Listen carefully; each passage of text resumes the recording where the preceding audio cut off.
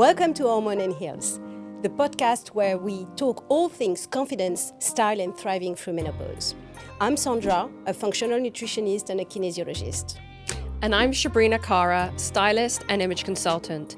Together, we bring you real, empowering conversations to help you feel visible, vibrant, and fully yourself in midlife. Hello, Lucinda. Hello, Sandra. It's lovely to be here. We are delighted to have you with us. Oh, thank you so much for inviting me on. It was amazing. I heard you speak at my children's school, and you had the whole audience fully captivated for an hour. Even if their children weren't neurodivergent, you shared so many tips that you can't get from the internet. You know, little tidbits of information. I think everybody took something away with them. And after your presentation, I texted Sandra immediately, and I was like, we have to have Lucinda on our podcast. I said, yes, Lucinda is very popular in our field, so we have to have her. And you made this honor to be here with us today, so really appreciate it. Oh, no, it's great to be here. I see a lot of women coming to see me in my practice. They are perimenopausal, but what I notice is that they are on the spectrum of ADHD, but they were never diagnosed about having ADHD. So what could be done, about deciphering between having perimenopausal symptom, being ADHD, not really knowing? I mean, what is your view on that in your experience? So I had a diagnosis of ADHD when I was 31, so before, obviously, the perimenopause and menopause kicked in. And it really made so much sense. And I've really thought about this over the last 24 years and kind of where it all comes from. I think that there are very distinct neurotypes that have always been there. So I think there's a type of brain that is potentially more autistic in terms of they like order. You've got the type of ADHD kind of brain, which is more energized, more creative, thinks more laterally. And then you've got that kind of more neurotypical kind of brain, which is where, this is the typical learner. So, for instance, a typical learner will be very good at rote learning and, things like spellings and all those aspects to mainstream school. Whereas probably someone that has ADHD will have found that they've learnt in their own way, their own unique way to navigate school. Maybe they've gone down more of the creative side, the more... but then again, I'm more sciencey.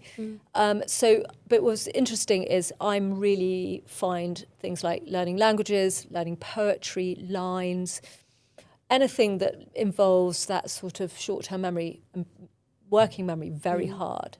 Whereas actually I've got a very good long-term memory, and I've got a very good memory for things like remembering clients and their gut microbiome tests and things like that, which is extraordinary. So that's what's evolved into how I've been able to run my practice really successfully. But I think what happens is that, as I said, these brains were not really understood, and a lot of girls mask it.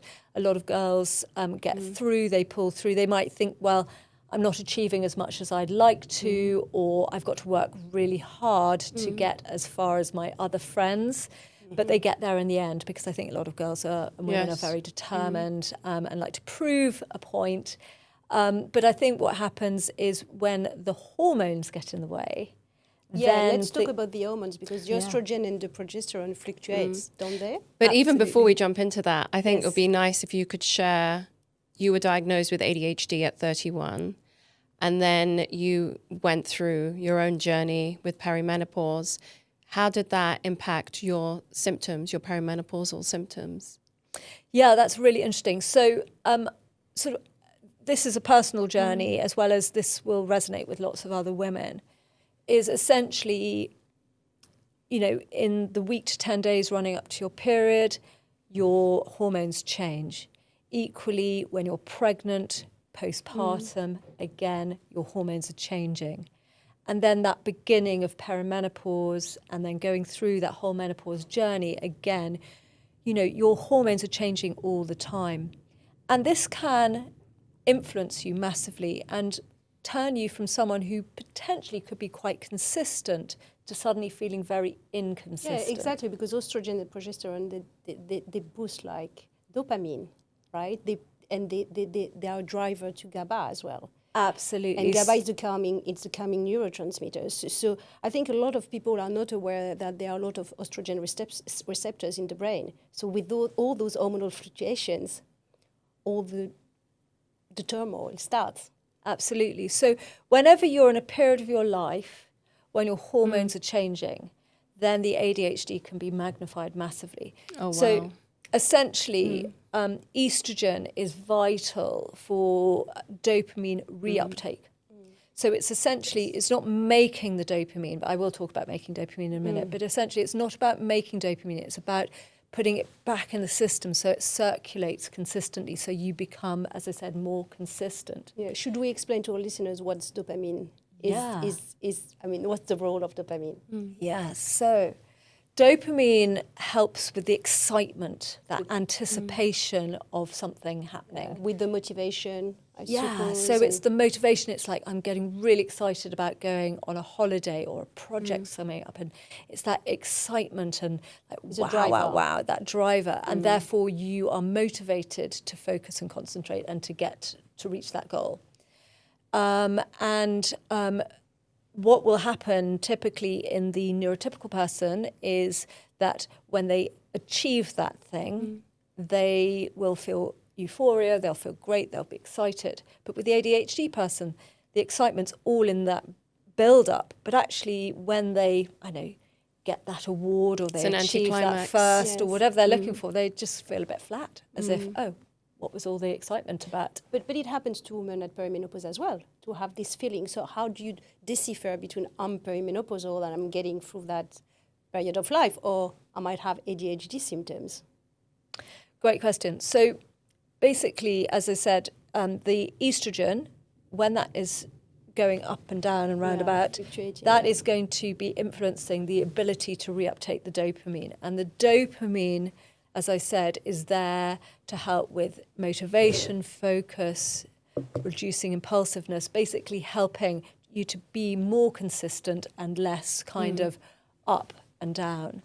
And so that reuptaking, if you've got enough estrogen, that's going to stabilise that. Now, if you have ADHD, then it is likely that genetically you find it quite glitchy to both make and reuptake that dopamine.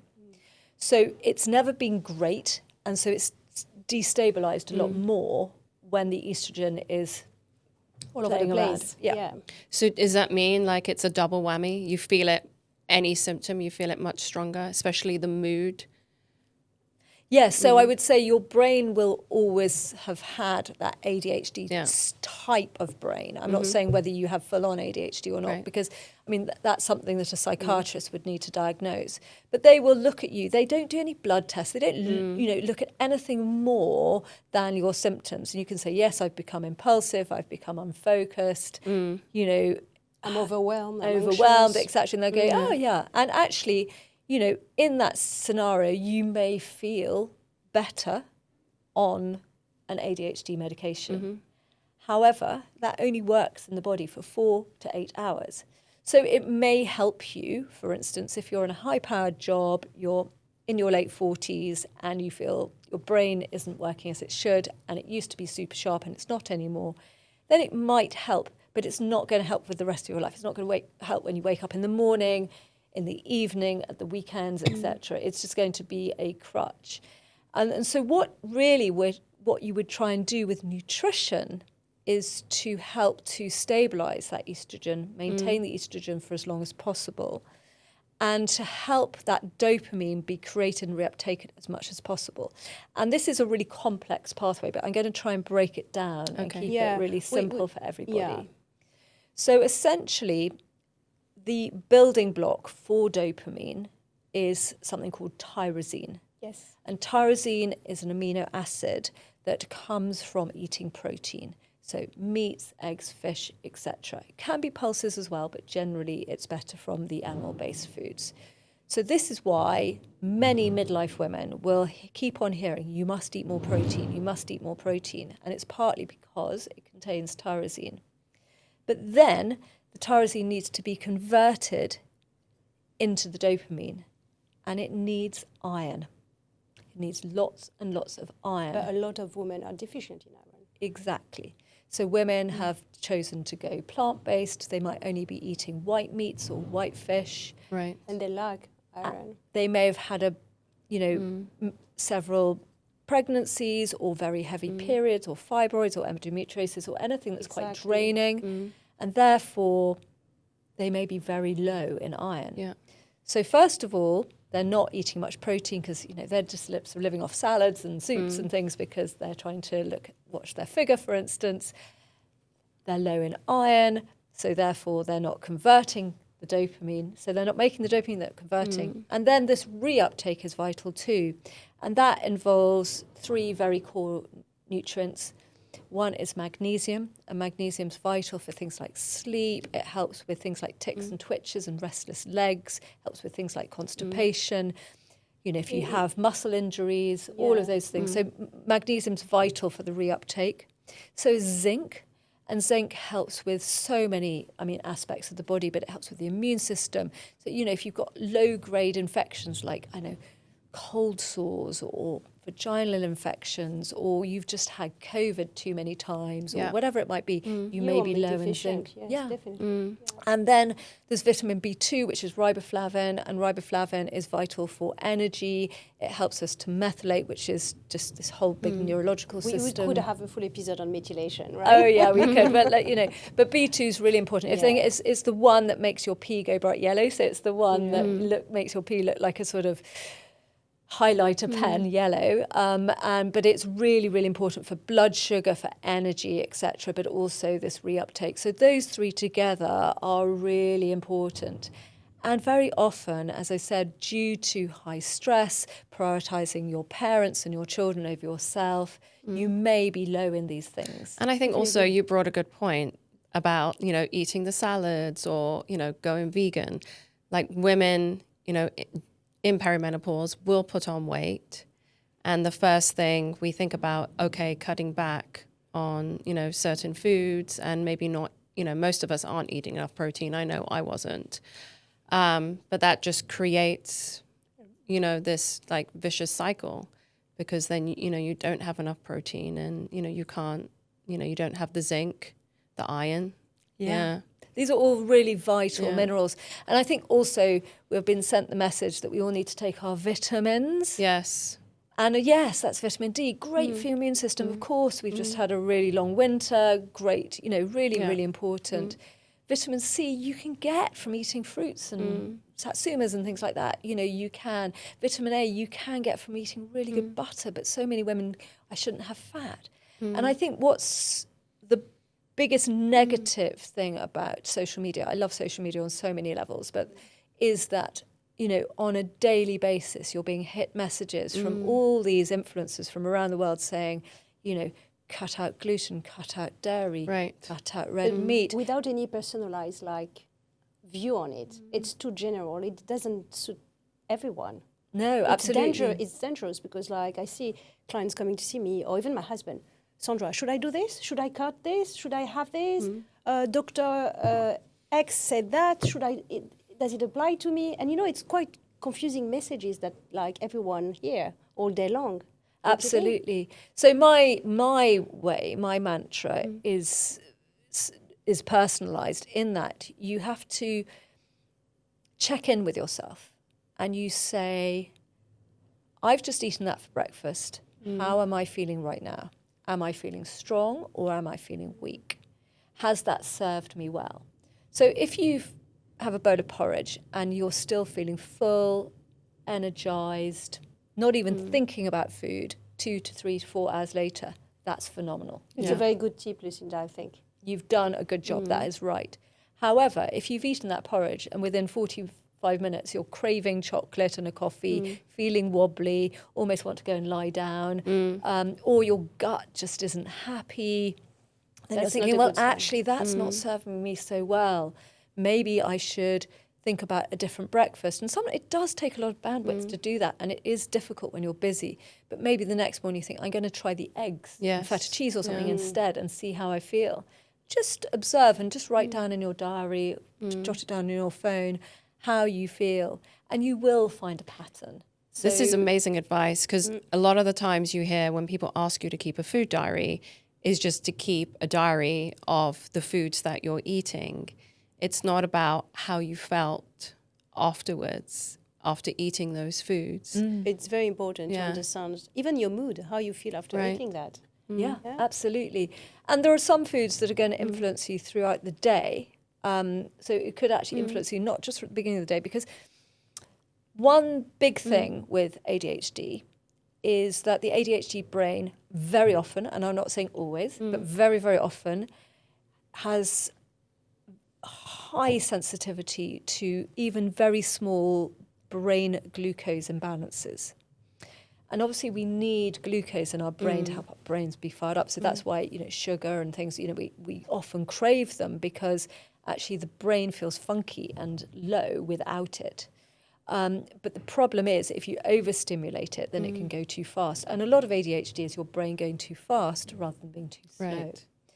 And therefore, it's getting that blood sugar really right. And again, the beginning of the day, so that high protein breakfast can blunt the sort of significant highs and lows, so that your brain has more even blood glucose. Yeah, so what about as well, like I suppose, like the chronic stress that women can be impacted by, and all the fatigue, sometimes the chronic fatigue, what can be done about it? Like, I mean, we work on it at Perimenopause because it's crucial. But what difference does it make for women that suffer from ADHD?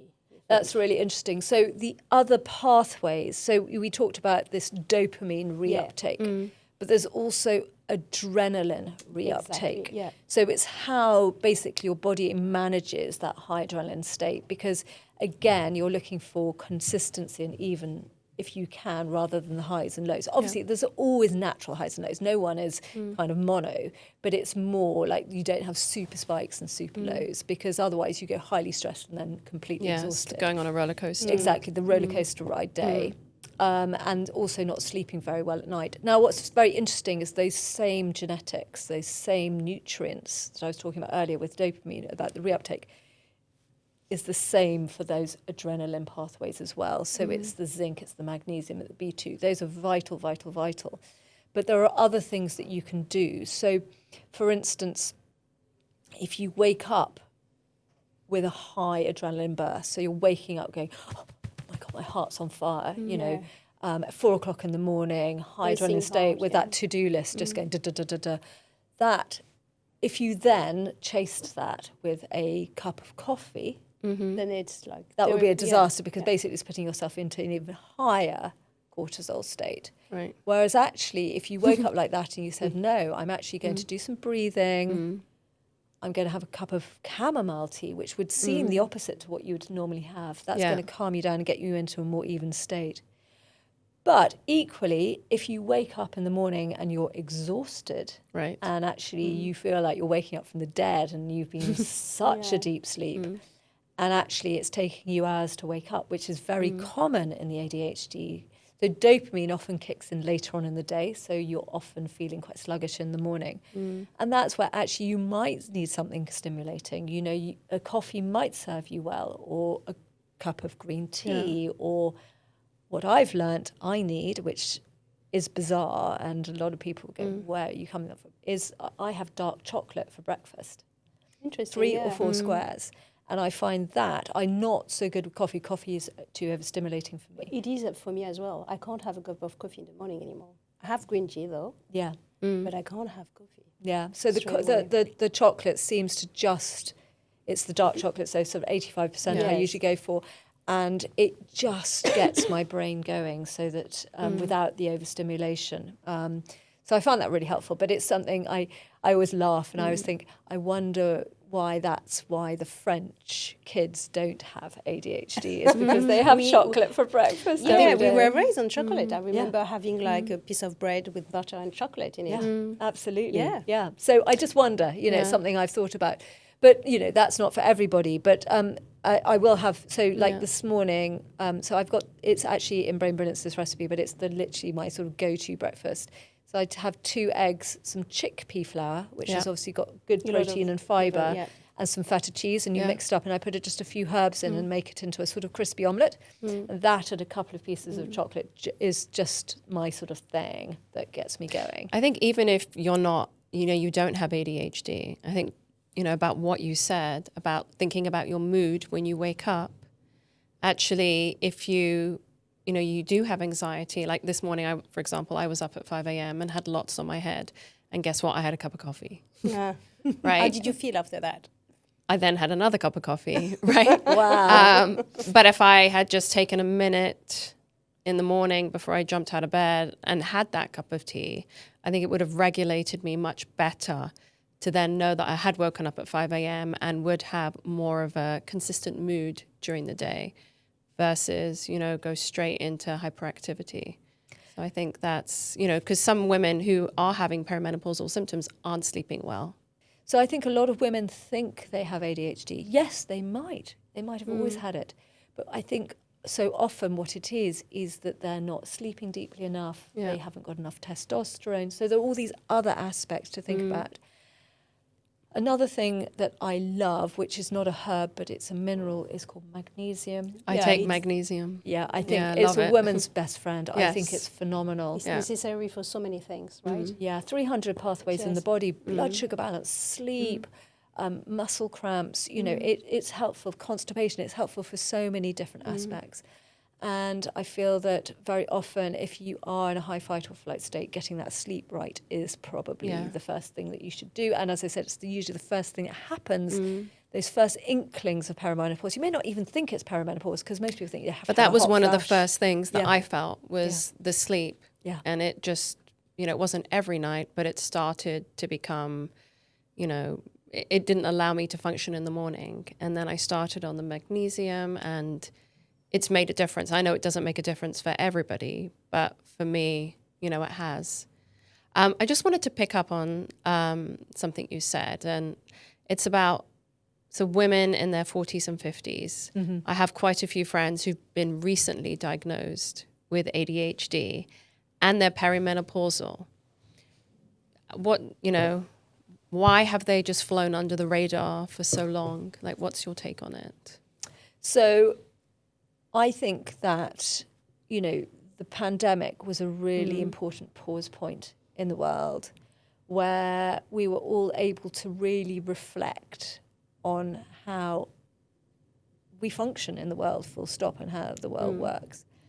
But equally, at that point, there was a huge amount of social media whizzing around, which is still enormous now, about ADHD. And I think it's made a lot of people question it. And because it wasn't such a thing, as I said, I wouldn't have been diagnosed unless my husband had been diagnosed. Yeah. And it was purely because we, you know, having these conversations, he said, your brain works like mine, you know, and it felt really right to, and I had a bit of a wobble having had our first baby and suddenly was super scattered and, you know, had, it was really challenging for me, having thought I mainly kept my, excuse my French, shit together, you know, and suddenly it was, you know, not so good. So but I think it's such a big thing in the media at the moment. And so people are having internal conversations, private conversations, public conversations about it. But I do think that these brains have always existed. It's more how exacerbated it is. And this is where, you know, I've been thinking about it, as I said, for a very long time. And I think there are so many different angles to it. You know, we've got the depletion of our gut microbiome. Now, our gut microbiome helps to make our neurotransmitters, it helps to make dopamine, it helps to make this GABA, which keeps us cool, calm and relaxed. It helps with acetylcholine, which helps with things like memory and learning and self-regulation and emotional regulation. You know, it helps to make serotonin, obviously, and serotonin, you know, it helps with mood and sleep and everything. So I just wonder whether the depletion in the gut microbiome is an aspect to it. And, you know, lots of antibiotics and clean living. So it's and, bringing we were on. all washing our hands, you know, Yeah. vigilantly and things like that. You know, has that been a factor? I think about nutrient depletions, you know, the rise of ultra-processed foods. And therefore, you know, we are all eating differently than we used to eat. You know, we don't, it just happens so subtly that we haven't seen it. You know, there was so much more cooking from scratch, eating at home. It's become so cultural to eat out now. It's been cultural to snack, which wasn't there. And of course, then there's those damn screens. You know, that is something that has become such an enormous part of our lives. And that, again, you know, it's the ultimate dopamine hit. It's the ultimate distractor.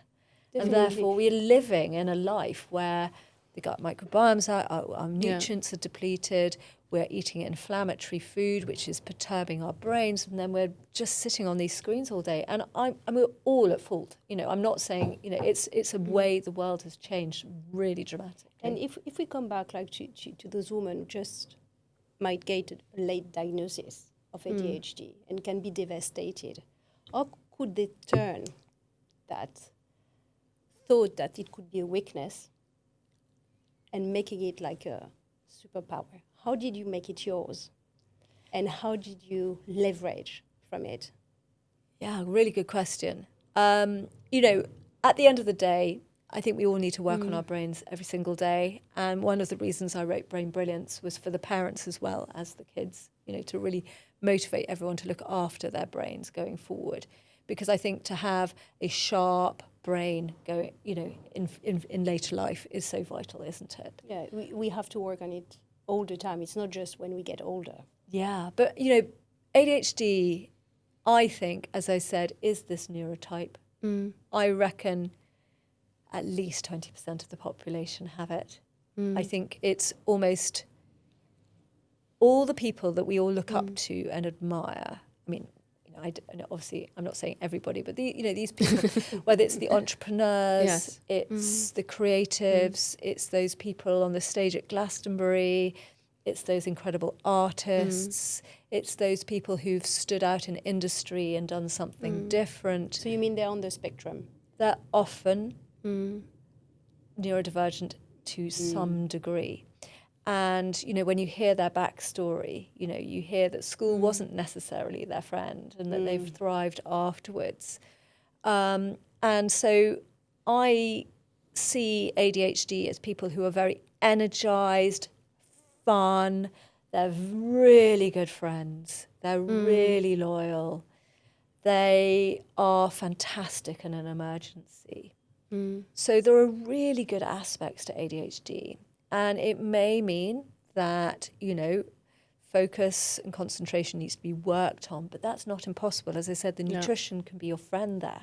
When you've got a scattered brain and your hormones are out of sync, it's actually really difficult to work out what to do, you know, what first step to make. And hopefully today people will have some ideas, but actually sometimes you just want that clarity and to have someone guiding you. Yeah. So that's what we can do. Yeah, but what about, like, what advice would you give to women that are on their exploratory journey about knowing what it is? Exactly what's going on because with it them? can be confused as a perimenopausal symptom because the symptoms do sound quite similar, right? They overlap. Yeah. Don't Absolutely, absolutely. So, you know, from a conventional perspective, women may go down the route of HRT. They may seek out a diagnosis, a formal diagnosis with a psychiatrist and try the medications.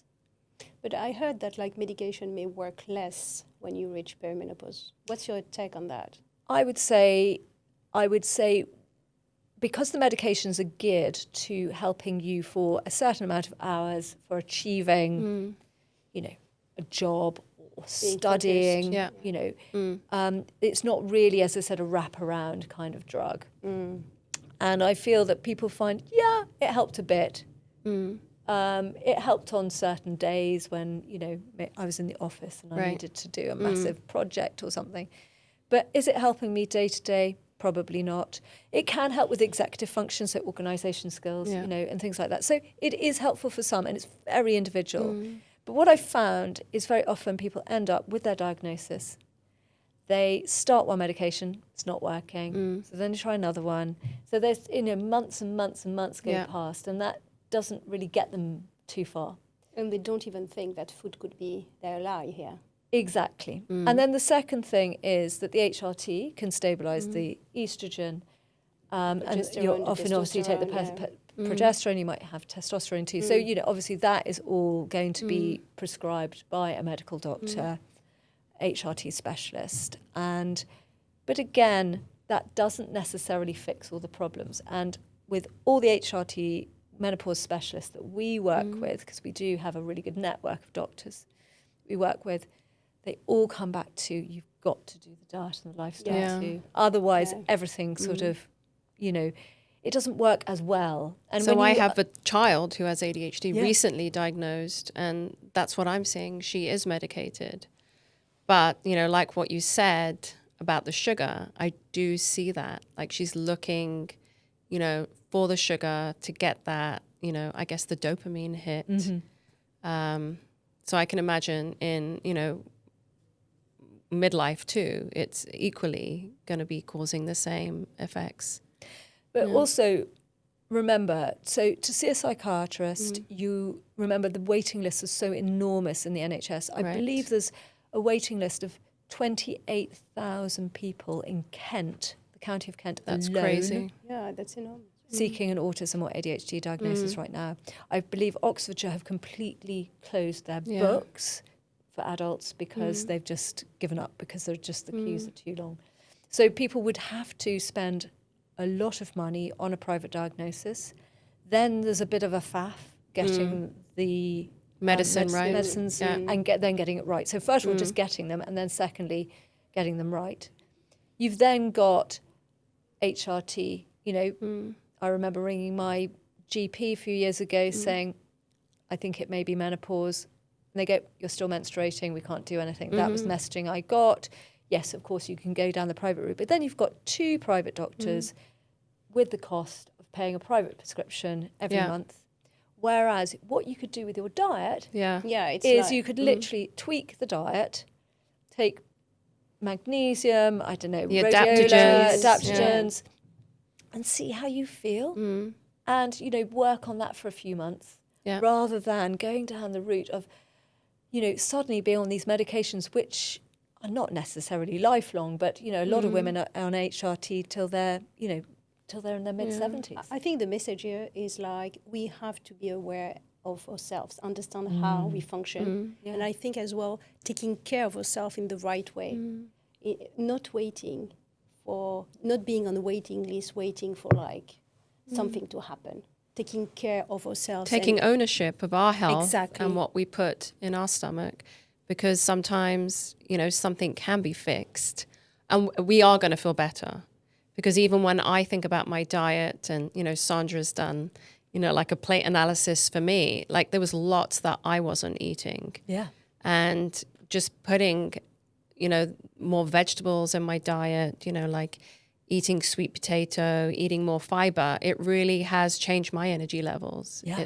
And I think we were raised, our generation was raised with the idea that like if we want to lose weight, we have to be on salad and soups, like you said, and that we don't need carbs, where it's counterintuitive because we need carbs to produce hormones. Yeah, absolutely. So then like there is, as you said, those mixed messages that are coming from everywhere, from like that rooted in our education when we were younger, now with social medias. And women are a bit like lost in translation. It sounds like what you both are saying is take it to the basics. Yes. Yeah. Take it to the basics. And I think another important thing is you can do the nutrition on top of the medication as well. Yes. Yeah. And I think it's not an either or thing. So many women will be listening to this today thinking, well, I'm on HRT already, or, you know, I'm taking my ADHD medication. Actually, it's suiting me okay, but it's not the whole picture, and that's why I'm interested in this. It's that holistic approach. Yeah, so the most important thing is, first of all, there are no contraindications as far as I'm aware with the HRT medications at all. There is no. So basically you can take any supplements alongside because essentially they're just replacing the hormones that you did have. So that's no problem. And then with the ADHD medications, with the methylphenidate specifically, but the only one you have to avoid with methylphenidate for an hour before or an hour afterwards is high intake of vitamin C. So you wouldn't want to have a glass of orange juice, say, with your ADHD medication, or lots of like a vitamin C supplement. But other than that, there are again no kind of clashes or contraindications, and therefore, what's super is you can say, yeah, I've been taking my ADHD medication, it's working like this, but I'm still, maybe you're jittery or you haven't got any appetite or whatever it might be. And then you can take the supplements to kind of support that too. So you can really very much do that dual approach. I think the message is that it's complementary. Yeah. Whatever route you want to take, having HRT, being medicated, diet and lifestyle, it's the approach that goes with it. It's not just. It's only going to get better. Yeah. Thank you very much, Lucinda, for all you shared today. Everything. I think I'm going to get my adaptogens. That's something that's missing from my diet. Thank you, Lucinda. Thank you very much, Lucinda. We want to thank the listeners for joining us today. If you want to find out more about Sandra and I, you can follow us at Hormones and Heels. And we still have a wait list for our workshop, From Invisible to Visible. Sandra, do you want to tell a little bit more about that? Yes, it's all about embracing an approach where we help support women to feel good inside out. Yes. So that's our philosophy, basically, in our workshop. So put your name on your waiting list. The workshop dates will be released very soon. Thank you. Thank you.